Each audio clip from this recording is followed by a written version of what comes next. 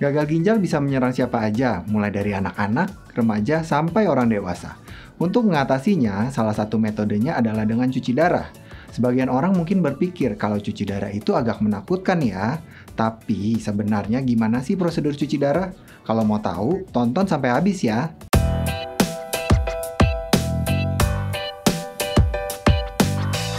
Halo, saya Dr. Willy dari Halo Dokter. Pada kondisi yang sehat, ginjal berperan untuk menyaring zat sisa yang sudah tidak diperlukan lagi oleh tubuh, serta membuang kelebihan cairan dari darah melalui urin. Nah, kalau ginjal mengalami kerusakan akibat berbagai kondisi seperti hipertensi ataupun diabetes, fungsinya makin lama akan semakin menurun. Kondisi ini nih yang disebut dengan gagal ginjal kronis. Orang yang mengalami gagal ginjal kronis akan membuat fungsi ginjal yang saya sebutin tadi terganggu. Akhirnya terjadi penumpukan zat sisa, racun, dan cairan berlebih deh pada darah. Nah, bila kerusakan ginjal semakin meluas, ini bisa bikin ginjal sama sekali tidak dapat berfungsi sebagaimana mestinya. Artinya, organ ginjal penderita perlu diganti dengan ginjal yang masih sehat dari donor. Ini disebut transplantasi ginjal. Tetapi ada cara lain kok yang bisa dilakukan untuk mengganti kerja ginjal, yaitu cuci darah. Pasti pernah dengar kan? Nah, apa sih cuci darah itu? Dan kayak gimana prosedurnya? Kalau kamu mau tanya-tanya lebih lanjut soal cuci darah maupun prosedur medis lainnya, kamu bisa loh chat bersama dokter spesialis penyakit dalam di aplikasi Halo Dokter. Pilihan dokternya ada banyak. Yuk download aplikasinya di Play Store dan App Store. Oke, balik lagi ke topik. Cuci darah dalam istilah medis disebut hemodialisis atau singkatnya HD. HD dilakukan dengan menggunakan mesin khusus yang ada di rumah sakit atau di klinik cuci darah.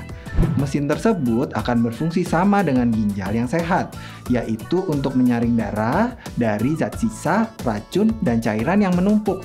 Sebelum cuci darah dimulai, petugas medis biasanya bakal melakukan pemeriksaan fisik dulu nih, seperti tekanan darah, suhu tubuh, dan berat badan. Habis itu, petugas akan memasang 2 jarum di badan kamu. Satu untuk ngalirin darah yang mau dicuci di mesin HD, kemudian darah akan disaring dalam mesin, terus darah yang sudah bersih dialirin lagi, masuk ke badan kamu lewat jarum yang satu lagi. Prosedur HD ini biasanya makan waktu cukup lama, sekitar 4-5 jam. Kalau untuk frekuensinya sih, biasanya dilakukan selama 2-3 sesi dalam seminggu, atau sesuai anjuran dokter. Perlu diingat ya, ginjal yang sudah rusak akibat hipertensi atau diabetes tadi tidak dapat normal kembali. Tapi nggak usah khawatir, dengan menjalani cuci darah rutin, penderita gagal ginjal tetap bisa beraktivitas seperti biasa kok. Nah, karena cuci darah ini sebuah long-term commitment, ada beberapa hal yang perlu diperhatikan sebelum menjalaninya. Tapi sebelum saya jelasin apa aja yang perlu diperhatikan, saya mau ingetin kamu-kamu yang lagi nonton buat subscribe ke channel YouTube Halo Dokter.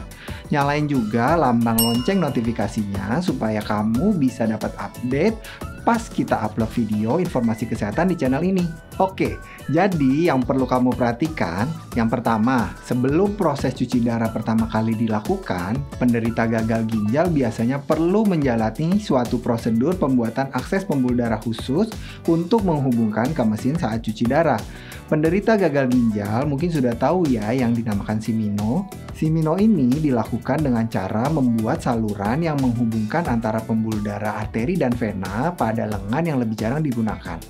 Tujuannya untuk melancarkan proses keluar masuknya darah, serta supaya pembuluh darah nggak mudah rusak akibat sering ditusuk jarum saat cuci darah. Yang kedua, selama menjalani cuci darah, penderita gagal ginjal biasanya sih dianjurkan untuk membatasi konsumsi air dalam sehari sesuai anjuran dokter. Bisa cuma 600 ml atau bahkan kurang dari itu. Tujuannya supaya tubuh nggak mengalami kelebihan cairan yang nantinya bisa menumpuk di paru-paru dan bikin penderitanya menjadi sesak. Yang terakhir, cuci darah ini membutuhkan biaya yang nggak sedikit. Jadi kalau memungkinkan, coba alokasikan dana khusus untuk cuci darah ya. Atau kalau kamu punya asuransi, itu bisa kamu gunakan untuk meringankan biaya pengobatan kamu. Metode cuci darah ini memerlukan penderitanya untuk bolak-balik ke rumah sakit atau ke klinik sebanyak 3-4 kali seminggu. Ini lumayan ngabisin waktu ya, apalagi kalau penderitanya masih bekerja di kantor. Nah, sebenarnya Selain metode HD, ada juga metode cuci darah lain yang bisa dilakukan di rumah, yaitu metode CAPD atau cuci darah yang dilakukan lewat perut. Untuk mendapatkan metode cuci darah yang sesuai dengan kondisimu, jangan lupa ya untuk mendiskusikan hal ini lebih lanjut dengan dokter. Seperti yang saya bilang tadi, gagal ginjal bisa menyerang siapa aja, nggak kenal usia, yang tua maupun yang muda juga bisa kena.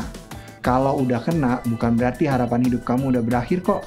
Selain transplantasi ginjal, cuci darah adalah salah satu metode yang direkomendasikan oleh dokter untuk mengganti kerja ginjalmu yang sudah mengalami kerusakan. Jangan patah semangat, yuk siapkan diri dan mental kamu untuk fokus menjalani pengobatan.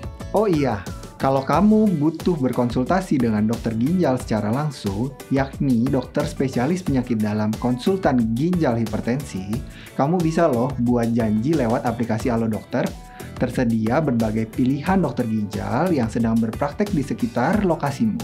Gak cuma itu, pada fitur ini tersedia juga estimasi biaya yang dibutuhkan saat kamu berkonsultasi. Lengkap banget kan? Fitur ini bisa kamu akses dengan mudah lewat aplikasi Halo Dokter. Oke, cukup segitu dulu ya pembahasan saya kali ini. Punya saran topik apa lagi yang mau dibahas di YouTube Halo Dokter? Komen di bawah ini ya.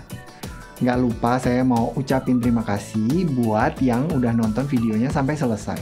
Jangan lupa buat kasih like, komen, share, and subscribe. Hidup sehat bersama Halo Dokter.